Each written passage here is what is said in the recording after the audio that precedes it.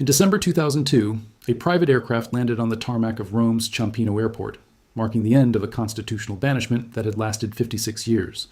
Aboard were the direct male descendants of the House of Savoy, a dynasty that had unified the Italian peninsula in 1861, only to see its crown shattered in 1946, following decades of catastrophic geopolitical choices and an alliance with Benito Mussolini's fascist regime.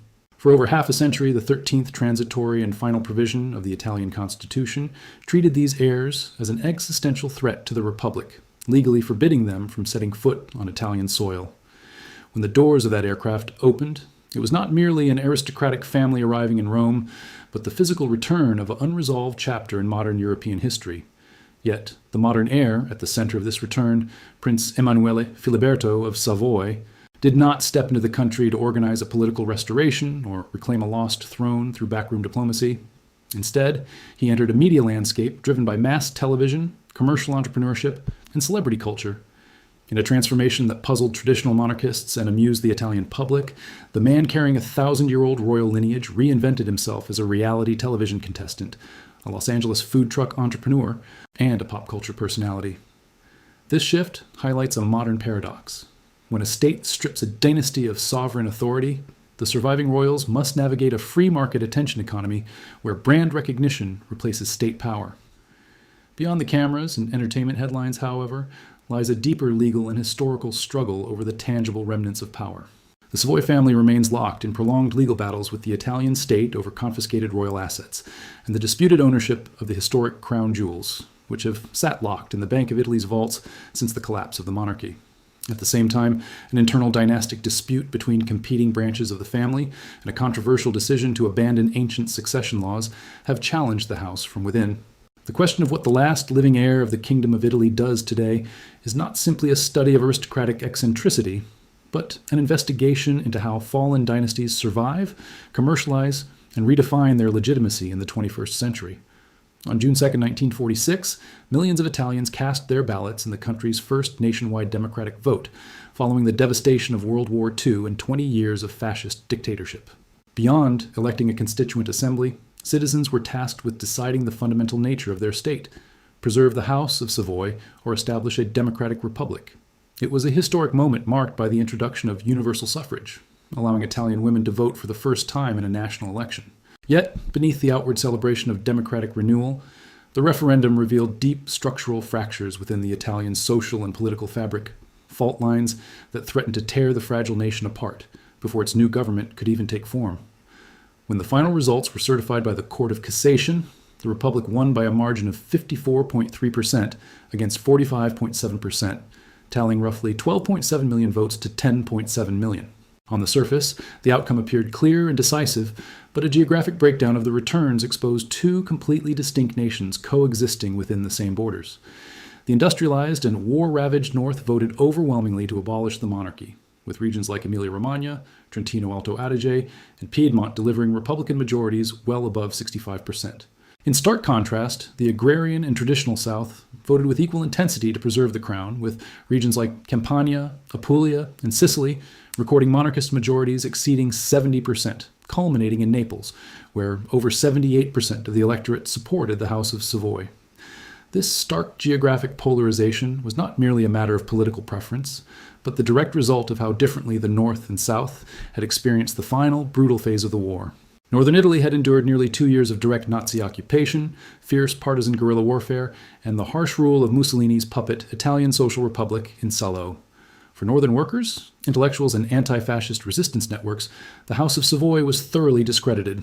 The Crown had sanctioned Mussolini's rise in 1922, signed the 1938 racial laws, and abandoned Rome in panic during the armistice of September 1943, leaving the armed forces without leadership against the German army. The South, by contrast, had followed a vastly different trajectory after the Allied landings in 1943. Liberated much earlier, southern provinces experienced relatively limited partisan conflict and remained under Allied military administration and the direct institutional presence of the royal government, then based in Brindisi and Salerno. In the southern social imagination, the monarchy did not represent the violence of civil war or the horrors of the German occupation.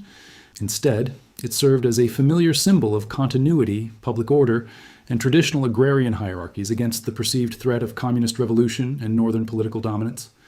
As the ballot counting dragged on in early June, the tension surrounding these regional discrepancies escalated into widespread accusations of electoral fraud and institutional chaos. The newly proclaimed May King, Umberto II, had ascended the throne only a month prior following the desperate abdication of his compromised father, Victor Emanuele III, in a last-minute attempt to rehabilitate the royal image.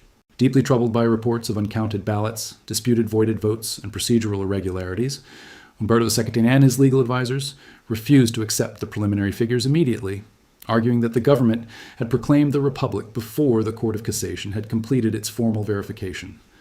The standoff sparked violent unrest across southern cities, where monarchist demonstrations quickly spiraled into bloody confrontations. In Naples, thousands of royalist supporters marched through the streets, clashing violently with police and Republican partisans, resulting in multiple deaths and dozens of injuries along the iconic Via Medina. The monarchist press accused the northern-dominated Council of Ministers, led by Prime Minister Alcide de Gasperi, of a Republican coup d'etat, while fears spread that parts of the South might refuse to recognize Rome's authority, potentially igniting a second civil war along regional lines. Recognizing that prolonged resistance would likely trigger a catastrophic national collapse, Umberto II chose to yield on June 13, 1946, boarding an aircraft for permanent exile in Portugal, while issuing a bitter proclamation accusing the government of violating the law. His departure prevented armed insurrection and allowed the fragile new Italian Republic to survive its initial baptism of fire. Nevertheless, the deep regional divide exposed at the ballot box left an indelible legacy. It demonstrated that the Risorgimento unification of 1861 had largely been an administrative conquest, rather than a unified cultural reality, establishing a persistent north-south tension that would define Italian governance, economics, and electoral politics for decades to come. Born in Geneva in June 1972, Emanuele Filiberto entered the world carrying the titles of Prince of Venice and heir apparent to a crown that no longer existed.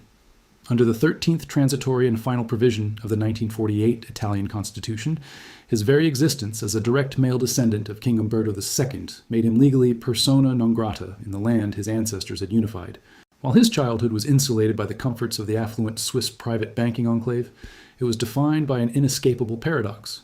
He was raised as the bearer of a historic royal lineage, yet legally forbidden from crossing the border of the country his identity supposedly represented. Throughout his early formative years, the prince lived in an atmosphere of intense domestic nostalgia cultivated by his parents, Vittorio Emanuele and Marina Doria. Inside their Swiss residence, the family spoke Italian and adhered strictly to aristocratic protocols, courtly etiquette, and the historic obligations of the House of Savoy. Yet, step outside the villa's gates, and the surrounding Swiss society treated royalty with polite indifference and pragmatic detachment. This sharp contrast between grand dynastic heritage within the home and administrative anonymity outside it produced a distinct psychological dislocation, leaving the young prince caught between a vanished kingdom and modern European reality. Emanuele Filiberto's awareness of his isolation became most acute during family holidays near the Italian border. The young heir would often stand in the Swiss Alps or sail near the maritime frontier, looking across into Italian territory that he was constitutionally barred from entering. Italian television, radio broadcasts, and football matches reached his home, yet the nation itself remained an abstract, forbidden space. As he later reflected in interviews, this forced distance turned Italy from a real geographical place into a mythic homeland, one he was expected to understand intimately, despite experiencing it solely through secondary accounts and broadcast media. His formal education at exclusive Swiss institutions, including the prestigious Institut La Rosey, exposed him to the heirs of global dynasties, international magnates, and diplomatic families. In this cosmopolitan environment, the traditional expectations placed upon an Italian royal claimant collided head-on with modern free market capitalism. While dynastic supporters and monarchist loyalists urged him to prepare for an impossible constitutional restoration, his daily reality demanded practical economic survival. He had to learn the mechanics of international wealth management, networking, and public relations, rather than court administration or parliamentary statecraft. During his adolescence, the heavy shadow of his family's historical baggage and public scandals further complicated his sense of duty. His father's legal entanglements and the enduring Italian public anger over the House of Savoy's alliance with Mussolini meant that the family name carried significant controversy whenever it appeared in the press. Emanuele Filiberto found himself navigating contradictory expectations. Traditional monarchist factions demanded dignified silence and austere royal decorum, while the contemporary media landscape treated the exiled house with sensationalism or open hostility. Attempting to forge a modern professional identity independent of his ancestral baggage, the young prince pursued careers in asset management, private banking, and international hedge fund trading in Geneva and Paris. Working in high finance provided a practical foundation in global markets, yet it failed to resolve his underlying crisis of purpose. The routine of spreadsheets and corporate portfolios could not fully reconcile with the aristocratic title inscribed on his birth certificate, nor did it satisfy the growing public curiosity surrounding his status as Italy's most famous legal exile. Ultimately, his upbringing in Geneva functioned as a prolonged rehearsal for the public reinvention that would follow years later. Lacking a territorial realm or real constitutional responsibilities, Emanuele Filiberto learned early on that modern royalty stripped of political power must cultivate image, narrative, and brand identity to remain relevant. This youth spent in legal limbo between nostalgic aristocratic duty and Swiss corporate modernity provided the exact foundation he would later use to pivot toward entertainment, international business, and media prominence once the doors of the Italian Republic finally opened. For more than half a century, the 13th transitory and final provision of the 1948 Italian Constitution stood as an unyielding legal barrier, strictly barring the former kings of the House of Savoy, their spouses, and their direct male descendants from entering or residing in Italian territory. This extraordinary constitutional measure was not framed merely as a personal punishment, but as a protective safeguard for a young, fragile democracy determined to prevent any dynastic rallying point from destabilizing the post-war order. By the late 1990s and early 2000s, however, lawmakers in Rome began to argue that a modern, consolidated European democracy no longer needed to maintain a Cold War-era exile policy that was increasingly challenged before the European Court of Human Rights. Yet, lifting this constitutional exile was never intended to be an unconditional welcome or a tacit rehabilitation of the monarchy. The Italian political establishment, across both center-left and center-right coalitions, made it unequivocally clear that the border would remain sealed unless the Savoy claimants agreed to an unprecedented legal capitulation. Before the Italian parliament would even consider passing a constitutional amendment, Vittorio Emanuele and his son, Prince Emanuele Filiberto, had to formally renounce any sovereign pretensions and recognize the complete, inviolable legitimacy of the anti-fascist republic that had replaced their dynasty. The legal mechanism demanded by Rome was formal, binding, and public. In February 2002, the Savoy heirs issued a notarized written declaration that was officially delivered to Italian President Carlo Azeglio Ciampi and Prime Minister Silvio Berlusconi. In this landmark document, the claimants explicitly swore unconditional loyalty to the Constitution of the Italian Republic and formally acknowledged the President of the Republic as the sole head of the unified Italian state. By executing this declaration, the heirs effectively signed away any historical claim to royal sovereignty under Italian public law, legally reducing themselves from potential claimants of a crown to private citizens subject entirely to republican jurisdiction. This sworn declaration represented a profound psychological and political rupture for the House of Savoy and its remaining loyalists. For decades, traditional monarchist organizations had sustained the belief that the 1946 referendum was illegitimate and that the dynastic line remained the authentic institutional representative of the nation. By formally pledging allegiance to the Republican Constitution, a text rooted in anti-fascist resistance and the explicit abolition of royal prerogatives, the heirs stripped the monarchist movement of its core legal premise, causing deep disillusionment and permanent splits among conservative royalist circles across Italy. With the notarized declaration in hand, the Italian parliament moved forward with the required constitutional machinery. In October 2002, Constitutional Law No. 1 was formally promulgated, exhausting the legal effects of the first two paragraphs of the 13th transitory and final provision. This historic legislative act did not erase the past, nor did it retroactively validate the Savoy reign. Rather, it declared that the dynastic banishment had achieved its historical objective and was no longer necessary to protect the democratic order, thus clearing the path for the family's physical return.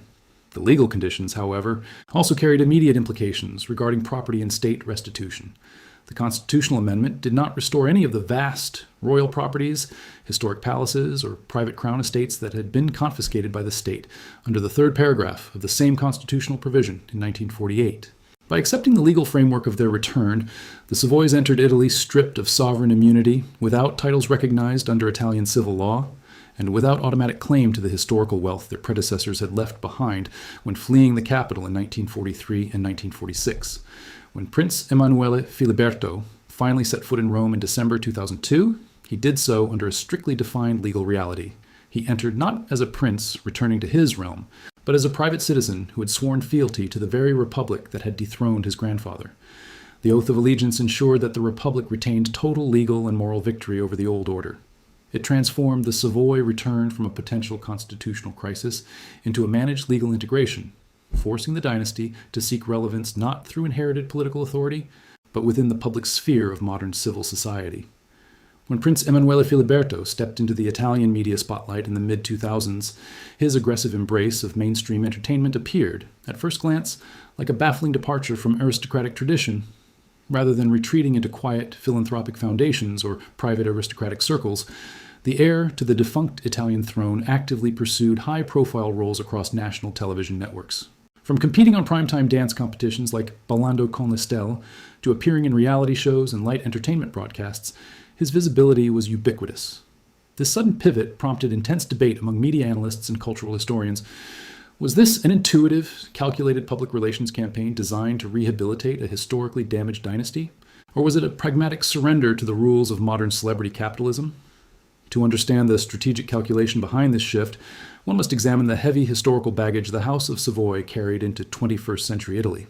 For decades, the public memory of the royal house was dominated by textbook narratives of the 1922 March on Rome, the 1938 racial laws, the chaotic flight from the capital in 1943, and the high-profile legal controversies surrounding his father in Swiss exile.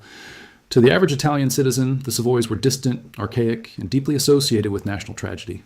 By entering the living rooms of millions of viewers through popular television, Emanuele Filiberto effectively bypassed academic debate and political hostility, humanizing the dynastic brand by projecting self-deprecating humor, charisma, and accessibility. At the same time, this strategy reflected the cold economic reality facing modern deposed nobility. Stripped of sovereign civil lists, public tax revenues, and state palaces by the 1948 Republican Constitution, European ex-royals must generate their own commercial relevance to maintain influence and fund their private enterprises. In the modern attention economy, visibility is the ultimate currency. By converting his dynastic prestige, an ancient title recognized globally but legally void in Italy, into commercial celebrity equity, Emanuele Filiberto positioned himself not as a relic of a forgotten past, but as a marketable personal brand, capable of driving television ratings, luxury endorsements, and international business ventures. The deliberate nature of this strategy became unmistakably clear during his controversial participation in the 2010 Sanremo Music Festival, Italy's most prestigious and heavily watched song competition. Performing alongside pop singer Pupo and tenor Luca Canonici, he sang Italia Amore Mio, Italy My Love, an explicitly patriotic ballad reflecting on his years in exile and his affection for the country. The entry was met with audible boos from the theater audience and scathing reviews from music critics, who viewed the performance as unabashed populism. Yet, despite the intellectual backlash, the public televote propelled the trio to a second-place finish, proving that mass media exposure could forge an emotional connection with broad segments of the public that traditional political discourse never could.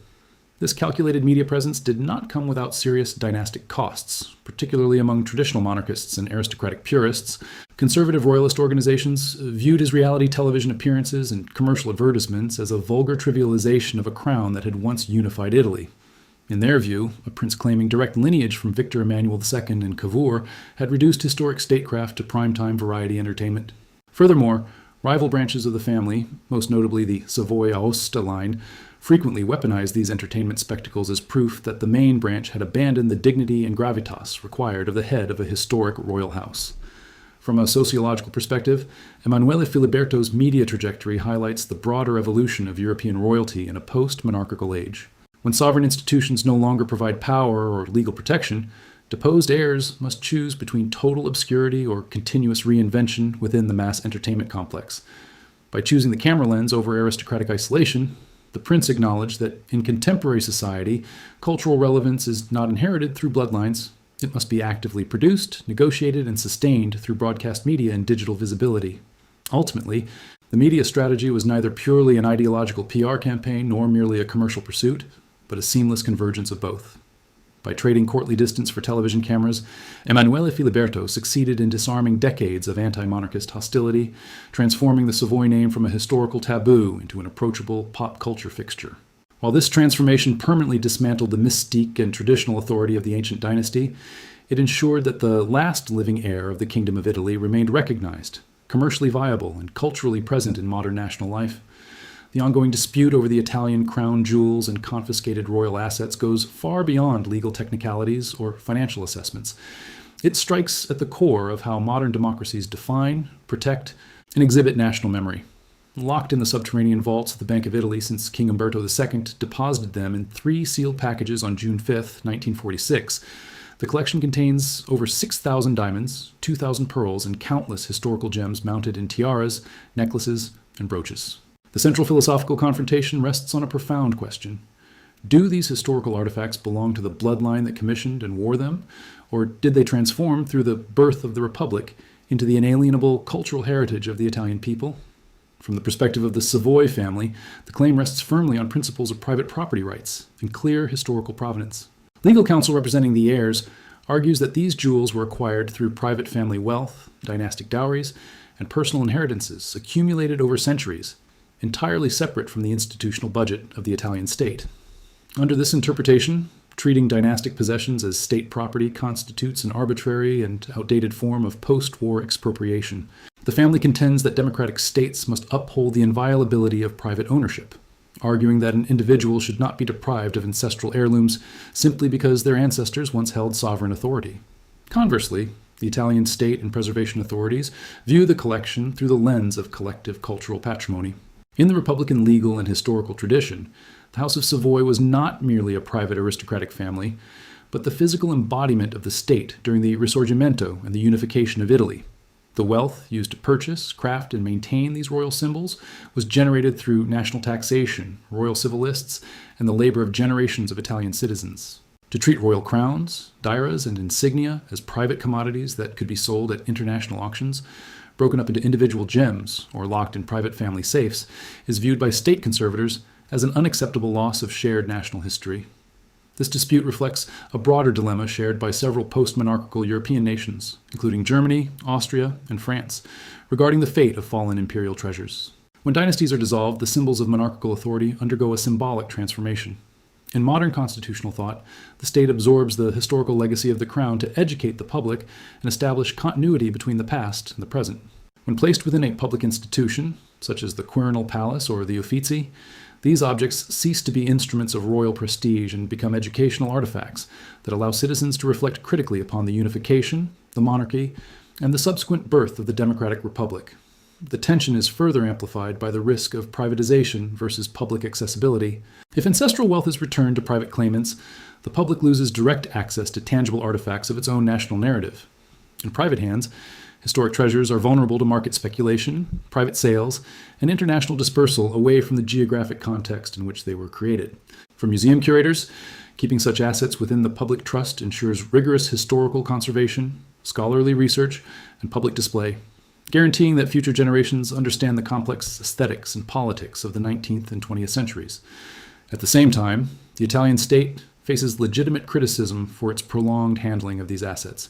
For over 7 decades, the royal jewels have remained hidden inside bank vaults rather than exhibited in national museums for educational purposes. This prolonged institutional inertia has allowed the dispute to fester in legal limbo, preventing the Italian public from engaging with its own heritage while leaving the door open for repeated restitution lawsuits. By keeping the treasure locked away from public view, the state has struggled to fully justify its argument that the jewels are indispensable to active national memory and cultural life. Ultimately, the clash between dynastic ownership and public preservation highlights an unresolved tension in post-war European democracy. While the law must weigh private inheritance against constitutional provisions, cultural memory demands that the tangible artifacts of state formation remain accessible to the collective consciousness. Whether preserved in a state museum as a symbol of historical transformation or returned as private family property, the royal jewels remain powerful reminders that the physical objects of power outlive the institutions that created them, leaving society to decide who truly owns the narrative of the past. When the Italian Republic was founded in 1946, it established a strict constitutional boundary between democratic citizenship and aristocratic heritage.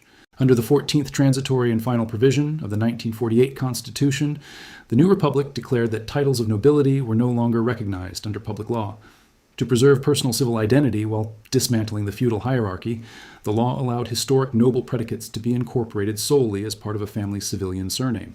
However, this constitutional compromise never anticipated that decades later, ordinary civil courts would be forced to referee an acrimonious genealogical war between rival branches of the former royal family, fighting over the exclusive right to use the historic surname di Savoia. The conflict ignited when the cadet branch, the House of Savoy Aosta, led by Prince Amadeo and his son Prince Aimon, began publicly and commercially presenting themselves simply as di Savoia of Savoy, rather than their traditional dual designation di Savoia Aosta. This shift was far from a cosmetic shortening of a surname. It was a deliberate dynastic assertion. In 2006, following decades of internal friction, Prince Amedeo formally declared himself the legitimate head of the royal House of Savoy, arguing that Vittorio Emanuele had forfeited all dynastic rights and titles under ancient 18th century Savoy royal patents by marrying Marina Doria in 1970 without the formal consent of his father, King Umberto II. For Vittorio Emanuele and his son, Prince Emanuele Filiberto, dropping the Aosta qualifier was seen as an outright usurpation of their direct lineage's identity and global standing. They initiated civil lawsuits in Italian tribunals, accusing the Aosta branch of unfair competition, brand confusion, and unlawful appropriation of the main family surname.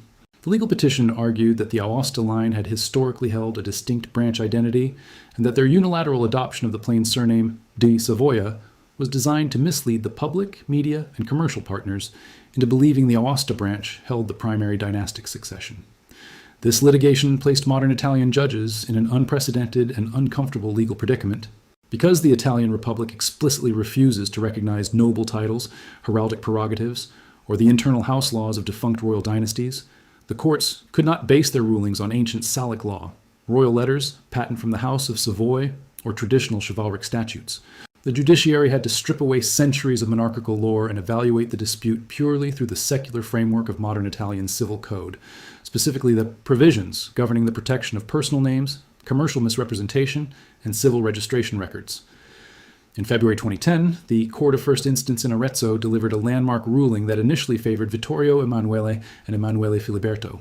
The court ordered Prince Amedeo and Prince Aimone to cease using the surname di Savoia alone, mandating that they strictly retain the surname di Savoia Aosta in all public, civil, and commercial activities to avoid confusion, while awarding monetary damages to the main branch. The court reasoned that in secular civil law, a surname represents an established, registered personal identity that cannot be unilaterally altered to obscure historical line branches, regardless of aristocratic justifications. However, the legal struggle did not end in Arezzo. It escalated through subsequent appeals that underscored the Republic's fundamental detachment from dynastic squabbles. In later appellate proceedings, the legal focus shifted back to the core constitutional principle. Since royal titles and dynastic headships possess zero legal validity under Republican law, the civil courts could not be used as an instrument to validate or invalidate claims of monarchical legitimacy. The state's role was strictly confined to registry accuracy and preventing immediate commercial fraud, not enforcing internal genealogical hierarchies of an abolished royal house. Ultimately, the courtroom battles over the Savoy name revealed the absurdity and fragility of post-monarchical rivalries in a modern democratic state. While the rival princes spent substantial resources attempting to have civil judges validate their ancestral precedents, the Italian public viewed the proceedings with ironic detachment. The lawsuits demonstrated that while a royal dynasty can preserve its wealth, its disputes, and its rivalries, it cannot force a republican judicial system to resurrect the sovereign authority needed to settle who truly owns a crown that no longer exists. Born in Geneva in 2003, Princess Vittoria of Savoy embodies the ultimate generational shift for a deposed thousand-year-old European dynasty. The eldest daughter of Prince Emanuele Filiberto and French actress Clotilde Courreau, Vittoria was vaulted into international headlines when her grandfather Vittorio Emanuele formally altered the internal dynastic statutes of the House of Savoy to abolish the ancient Salic law. By decreeing that primogeniture would replace the strict male-only succession model, the main branch designated Vittoria as the future head of the former royal house. In an instant, a modern Parisian student and digital age personality became the symbolic future queen of a realm that had constitutionally ceased to exist nearly 6 decades before her birth. Raised primarily in Paris and educated in political science and art history in London, Vittoria represents a complete departure from the rigid, aristocratic archetypes of post-war exile. Rather than confining herself to private dynastic salons, she has developed an active profile across the European high fashion and creative circuits. Walking red carpets, attending Paris haute couture shows for major fashion houses such as Dior and Valentino, and working in editorial modeling, she operates fluidly within contemporary celebrity culture. Her visibility highlights how the youngest generation of former royals navigates public life, by transforming dynastic curiosity into lifestyle influence and personal branding. On social media, Vittoria presents a carefully curated aesthetic that mirrors the lifestyle of contemporary digital influencers rather than historical royalty. Her feeds blend high fashion photography, university life, travel, and artistic pursuits, occasionally punctuated by formal dynastic milestones. Unlike past generations of the House of Savoy, whose public profiles were dominated by political banishment and courtroom drama, Vittoria interacts with an audience that primarily consumes her content through smartphones and aesthetic imagery. For her followers, royal lineage is not viewed as a political instrument or a source of sovereign authority, but as a distinctive element of personal intrigue in the modern attention economy. Yet, beneath the glamour of the Parisian fashion scene lies an ongoing institutional and genealogical dispute. The cadet branch of the family, the House of Savoy-Aosta, along with conservative monarchist purists across Italy, strongly rejected the abolition of Salic law, dismissing the decree as invalid under historical Savoy house law. Traditionalists argue that the headship of the house must pass to a male heir, specifically Prince Emanuele di Savoia-Aosta, leaving Vittoria's future status as titular head of the dynasty contested. This internal split illustrates a broader division within modern royalism, the clash between strict legalist traditionalism and a pragmatic effort to modernize and humanize the dynasty for 21st century public consumption. Despite the genealogical debate, the main Savoy branch has systematically integrated Vittoria into its official representations and historic chivalric networks. In October 2023, she made institutional history by becoming the first female ever admitted into the Supreme Order of the Most Holy Annunciation, an elite dynastic order of knighthood established in 1362. In addition, her father, Emanuele Filiberto, announced his intention to gradually step back from formal dynastic representation in her favor, arguing that a modern, dynamic young woman is better suited to lead the family's international cultural and philanthropic initiatives than an aging generation tied to 20th century controversies. Vittoria's public positioning also carries a distinct philanthropic dimension that seeks to separate the family name from past domestic scandals. Following the outbreak of the war in Ukraine, she traveled to the Polish-Ukrainian border with volunteer aid convoys organized by the Savoy chivalric orders, using her media visibility to direct attention toward humanitarian relief efforts. By combining digital visibility with organized charity, her representation emphasizes civic engagement and humanitarian causes rather than obsolete political restoration. Ultimately, Princess Vittoria of Savoy functions as a case study in how deposed European dynasties adapt to the digital age. Stripped of constitutional prerogatives, political power, and territorial rule, modern royalty survives by managing visibility, cultural prestige, and philanthropic influence. In balancing Parisian runway shows, university studies, and the ceremonial demands of an ancient chivalric house, Vittoria proves that the 21st century royal heir is no longer a political figure in waiting, but a digital age ambassador managing an inherited historical brand. While the Italian Republic stripped the House of Savoy of its constitutional power and state honors in 1946, it could not extinguish the family's ancient dynastic chivalric orders. Under international customary heraldic law, orders that belong jure sanguinis, by right of blood, to a sovereign dynasty, such as the Supreme Order of the Most Holy Annunciation and the Order of Saints Maurice and Lazarus, remain the private, dynastic property of the head of the royal house. Deprived of crowns and palaces, the Savoys transformed these centuries-old institutions into the operational backbone of their modern existence, a global philanthropic network that converts historical prestige into international social capital and humanitarian influence. Today, the Order of Saints Maurice and Lazarus, an institution formally created in 1572 by papal bull, counts thousands of knights and dames spread across dozens of countries, from Geneva and Rome to New York, Los Angeles, and Tokyo. The order operates not as a military or governing entity, but as an international, non-governmental charitable apparatus. Through registered nonprofit entities like the American Foundation of Savoy Orders, the dynasty organizes high-profile charity galas, such as the annual Ballo di Savoia in New York and the Notte di Savoia in Los Angeles. These events gather high-net-worth patrons, diplomats, and cultural figures, channeling hundreds of thousands of dollars annually into hospice programs, emergency disaster relief, children's hospitals, and university scholarships. This chivalric infrastructure serves a dual purpose for the contemporary heirs. Philanthropically, it delivers tangible humanitarian assistance, systematically separating the modern family name from 20th century political controversies. Socially and institutionally, it acts as a private diplomatic service. Granting knighthoods and merits allows the prince to build alliances with influential international elites, maintain ties with the Holy See and European aristocratic circles, and project an image of structured noble continuity. Through the lens of these dynastic orders, the House of Savoy demonstrates how a deposed monarchy can survive in the 21st century, not as an instrument of statecraft, but as a privately managed international philanthropic brand. Conclusion: the transformation of European monarchy. The modern trajectory of the House of Savoy answers a central historical question of the contemporary era. What becomes of an ancient ruling dynasty when history strips away its realm? From the bitter referendum fractures of 1946 and decades of constitutional exile in Geneva, to reality television studios, high-stakes legal battles over confiscated bank vaults, and global charitable foundations, the heirs of the Kingdom of Italy did not vanish into obscurity. Instead, they adapted to the reality of the free market, trading sovereign authority for media visibility, brand identity, and philanthropic networks.